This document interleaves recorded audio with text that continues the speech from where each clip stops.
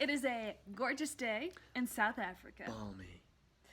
We were supposed to leave in 3 weeks, but due to the current world circumstances Hysteria.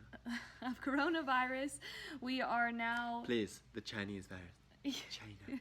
We're now here indefinitely. Yeah. We got here in January, and we To were visit only... my family for a couple months. Yeah, I can only be on a 90-day visa. And so we tried to get a flight out when America issued the level 4 travel ban that said you had any Americans internationally had 72 hours to get home or be prepared to stay where you are indefinitely. We tried to get a flight. They were all full. And so here we are in South Africa indefinitely and starting tomorrow. Yeah. South Africa has put a 21-day lockdown in place, which means you can't go anywhere except the grocery store or hospital. And so, life has been pretty exciting and also a lot of unknowns. Yeah. But we trust that God is directing our steps, and that was kind of our thing of figuring out what we were supposed to do. We were like, Lord, if you're directing our steps back to America, then we'll get a plane ticket. Yeah. And if we don't get a plane ticket, then it's your best for us to stay here. Yeah.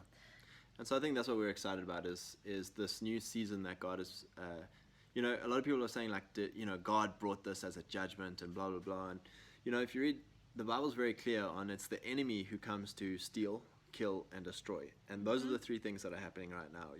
The economy is being destroyed, people's lives are being killed, and the enemy is stealing time and joy and peace and hope from people, and hope from people. So this is not from God. However, God, He uses what the enemy tries to bring against us for our good. Those who love the Lord, it's a thing that God uses our circumstances to direct our steps. And so we just wanted to really talk into this season right now for Christians of what does it mean, if you're locked away and maybe your businesses, are on the verge of bankruptcy, or, even just in your personal lives, we're living on credit cards or whatever the case may be. We felt pretty strongly back in middle of last year, the Lord preparing us for this season. Neither of us liked Dave Ramsey, and for some reason, all of a sudden, we got on the Dave Ramsey kick and really went hard after our debt. And by the blessing of the Lord... Well, you started listening to his podcasts, and I was like, ugh, why are you listening to him? He stresses me out.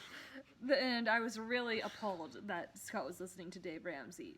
But start listening to his podcast, because you will get addicted. Yeah. And then you will get convicted. Addicted and convicted. Dave. So we really got, by the blessing of the Lord, we were able to get all of our debt done the week before we flew out for South Africa, which was the beginning of January.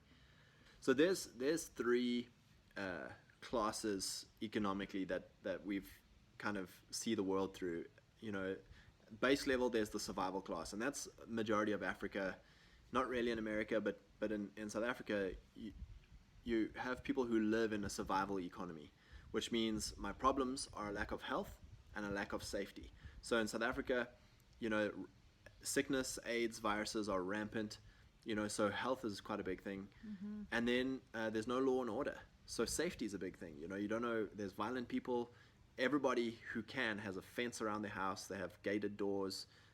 Ironically, in America, anyone and their dog can have a gun. But in South Africa, you're not allowed to have a gun. And so, it's very hard to get a gun. Very hard. And so, health and safety are the two problems in a survival society. Then the next stage up economically is the slavery economy.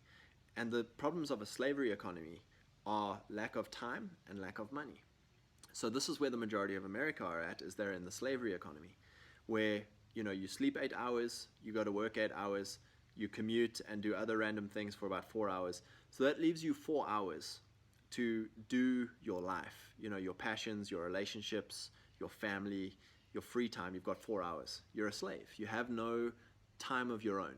If you want to go and do something, you have to ask permission of your master. If you want to, you're in the slavery economy. Often the way we do it is we're addicted, we're enslaved to a wage, and we're enslaved to debt. So we can't leave our job because we've got all these debts. We can't leave our job because we're addicted to getting a paycheck every week. And we don't know how to graduate from that either.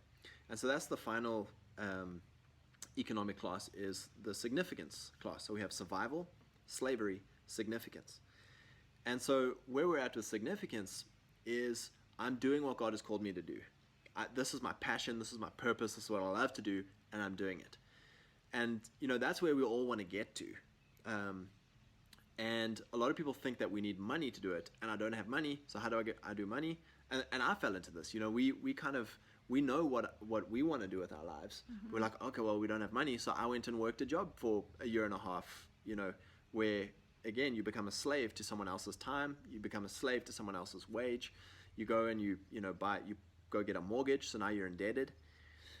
And the last thing on my mind with my 4 hours every day is the thing that we think we are significantly called to, you have no time or energy to think about those things. Try and do those things, And so we come to a very fascinating time now where, for us, Dave understands the slavery economy. He's like, you've got to get out of debt. That's the first step. You've got to get out of debt.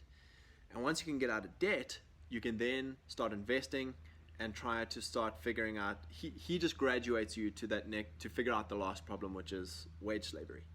But he gets you out of debt slavery. And he builds you up to a 3 to 6 month emergency fund, which kind of gets you off the addiction of week to week paycheck. So, which we followed his principles. Last July, we paid off my student loans, and that was totally the grace of God. I actually was like, I would rather have money in the bank account than pay off student loans. But Scott gave me a really great parallel of, if it had been my dad that had lended me money to go to school, and that's what the loan was from my dad. If we had money in the bank account and we weren't paying him back, that's dishonorable, because we owe him money. So the Great Lakes or whatever that I owed my money to, they were my dad, but it's dishonorable of me to have the money in my account and not pay the debt that I owe to them. And if we believe that God is our provider, we must then act honorably so that God can honor us. Yeah, and if we believe the word of God that says, what is it? Owe no man anything except a debt of love. Amen. And so we paid off my student loans in July, but we still had our land payment. And so we've kind of talked about our whole journey with our land and from our previous videos, but we were really unsure what to do with our land because it became impossible. And unsure what to do with our life. Yeah. And it became really challenging for us to build on our land. And so we didn't want to go into massive debt to build on our land. We could have taken out a loan and built on it, and we would have been stuck there. And we didn't want to come to a place where we were stuck. And so we kept on praying about it and asking God, what do we do? And also, what have we done? Have we made a huge mistake in getting stuck into this piece of property and that we can't build on? So then in the fall, we felt that Scott was supposed to quit his job. And so which is scary because of that enslavement and addiction to wage. And we still had a debt to service. Yeah, but we had saved up an emergency fund. So we had our emergency fund in place, but we still had our land payments. And so then we knew we were going to go to South Africa in January. And so we wanted Scott to have a month of not working at his job so we could have time together. And we had other random jobs that we do lined up. So we were having other sources of income coming in, but it wasn't the wage slave job. And so, and we blessed the people we worked for. It wasn't the place. Yeah, we're not condemning bosses. We're not communists. Yes. We're not businesses are awesome things. Employment is a good tool. Just as far as when it comes to Scott wasn't able to build on the things God had called him to do, and that made it really hard because you feel these, you know when you know that you're not in the middle of God's will for your life. Yeah, you're on your flow. Yeah, something's off, and that's where we were. And so it had nothing to do with the place that Scott was working. It was literally the grace to be at that place was gone. Yeah. And so we were asking God. We're like, all right, Lord, here we are. We're ready to do whatever you want us to do. Like, we'll go where you want us to go. We'll do what you want us to do. You just tell us what it is, that significance thing. Like, Lord, do you want us to go into ministry? Do you want us to go into politics? Do you want us to move to some place? Like, you tell us what you want us to do, and we'll go do it.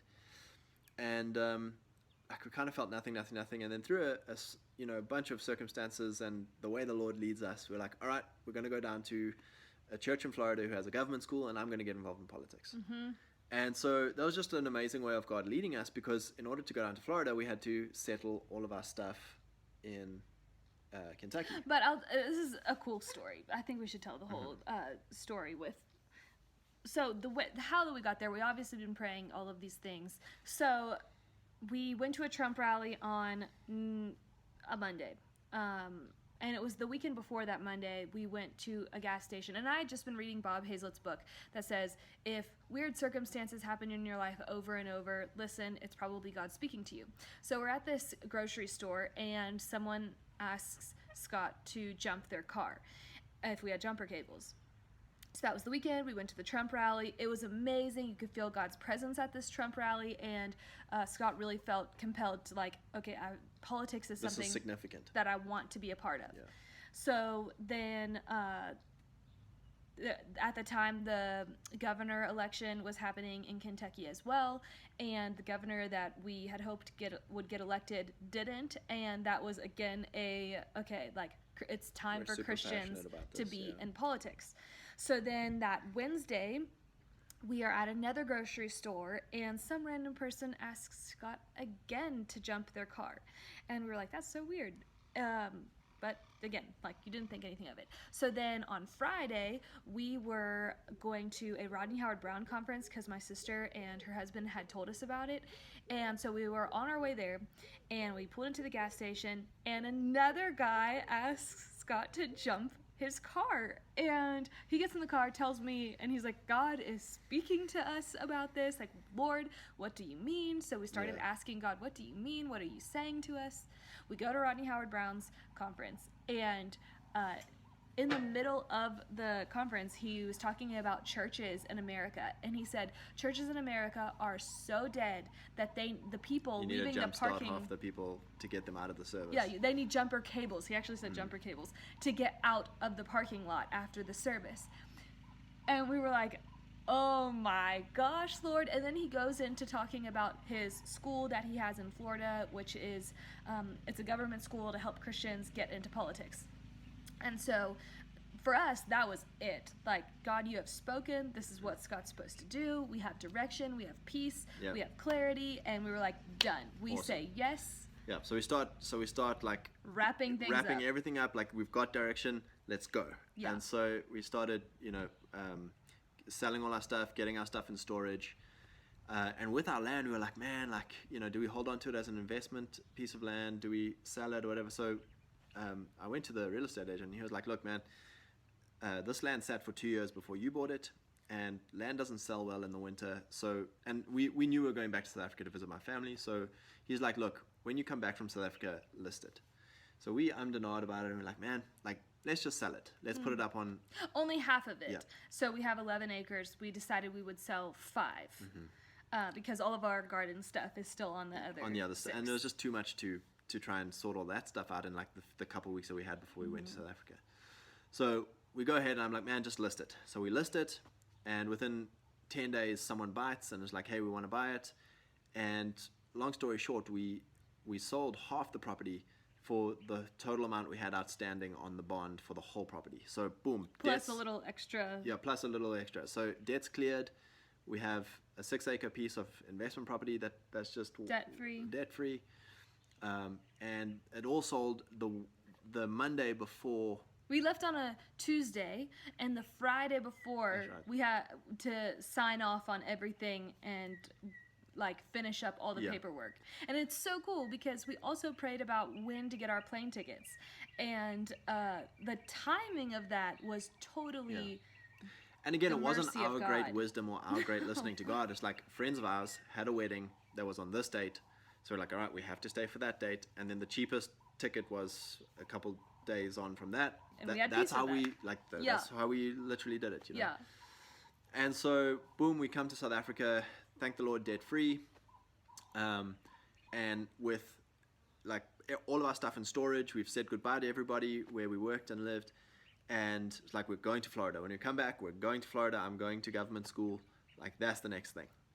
And so Kelly and I, we apply for the school online. We send our applications. The day before we flew out, we filled out our applications because I was going to go to the Bible school. Yeah.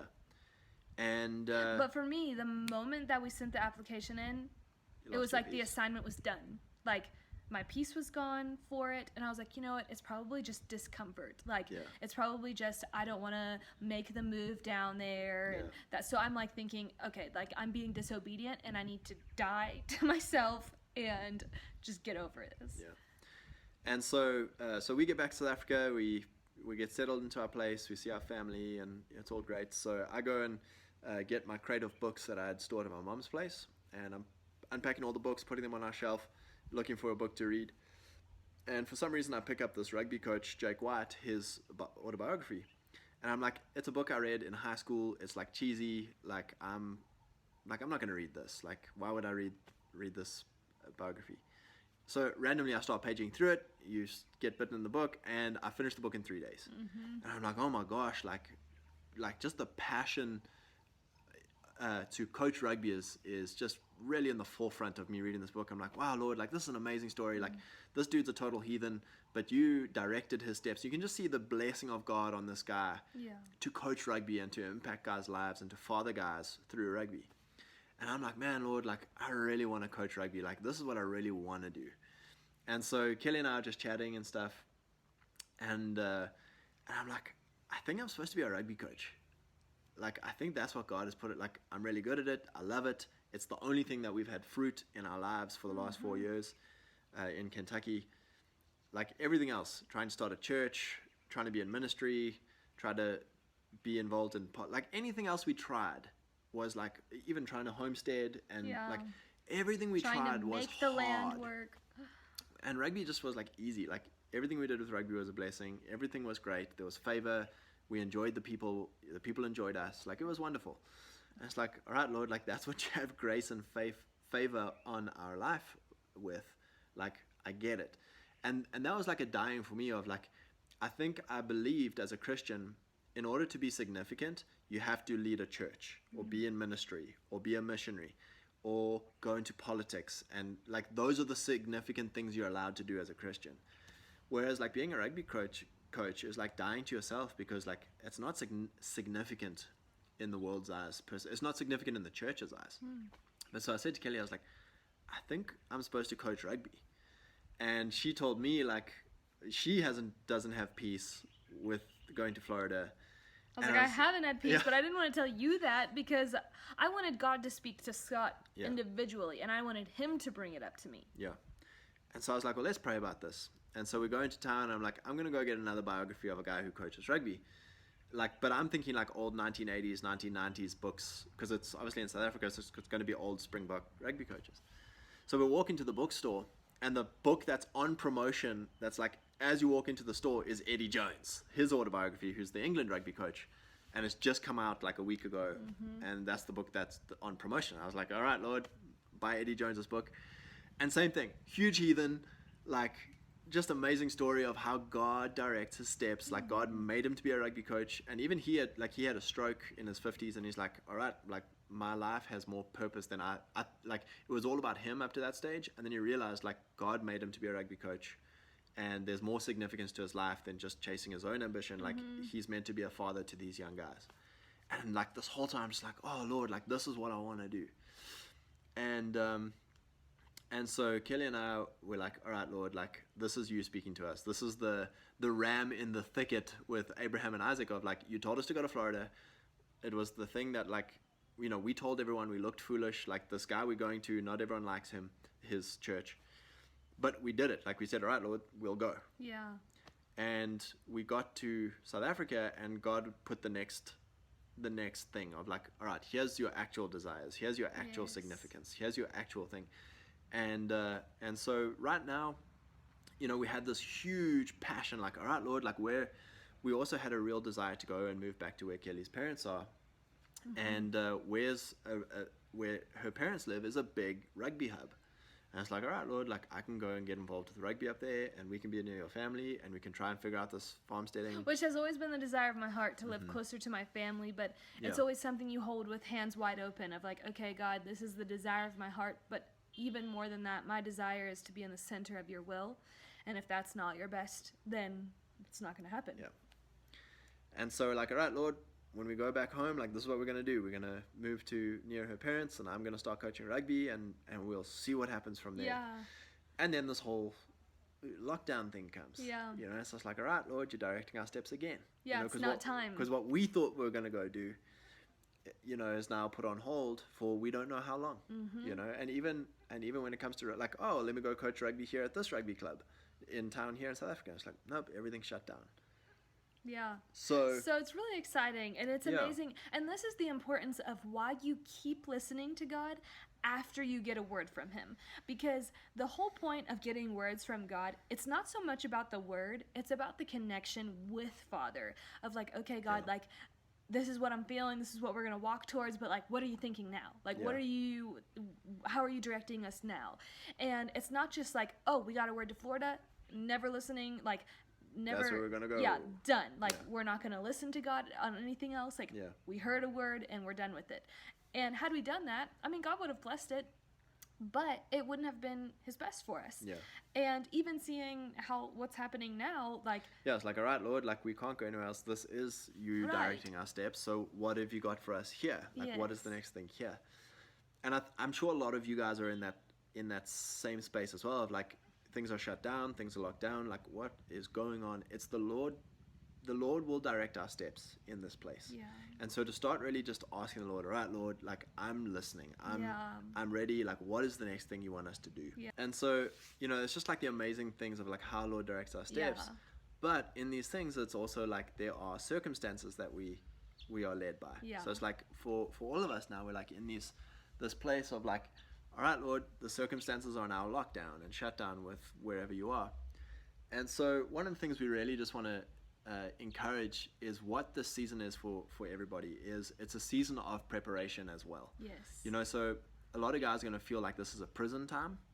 A lot of guys are going to feel like this is a Job time of losing your business, losing perhaps family members, losing health, and this incredible change. It's a forced change for everybody on a societal scale. And in America, we spoke about that survival, slavery, significance, economies. And for everyone in America, for the first time ever in your life, you're being bumped from slavery down to survival. You're now trying to figure out, oh my gosh, how are we even going to survive? And so in this time is to really just seek the Lord, because God is our provider. Amen. He is our protector. He is our director of our steps. Yeah. And so to just really get into this place of Deuteronomy 28 is a really good one to start reading the blessings that the Lord commands. And reading it out loud. That God commands a blessing on us. Yeah. And we just want to say as well is like once this thing is over, we don't know when that'll be. We don't know what the next things are, but we just want to encourage you to not return to slavery. God led the Israelites out into the desert place, and the desert was uncomfortable, but yet he provided food for them. He provided protection for them. But all the time, the people were grumbling to go back to Egypt, to go back to slavery, and we just want to encourage you guys is in this desert time, this transition time to we don't know where, we don't know what this promised land is, but start dreaming of the promised land. Start dreaming of what God has put on your heart to do, which is significant. And when this thing is over, we'll find that family is significant. Time with God is significant. Time on our own land is significant. So we just want to encourage you in this time is it might feel like a Joseph time or a David time in prison or in the desert. It might feel like a Job time where just the whole world is falling down around you. Just cry out to the Lord, seek the Lord, and don't go back into slavery. What is it that the Lord has put in front of you that is significant? And let's, in faith, hold that vision and hold hope. Get your hopes up that is where the Lord is taking you after this desert season. Amen. Love you guys. Bless you.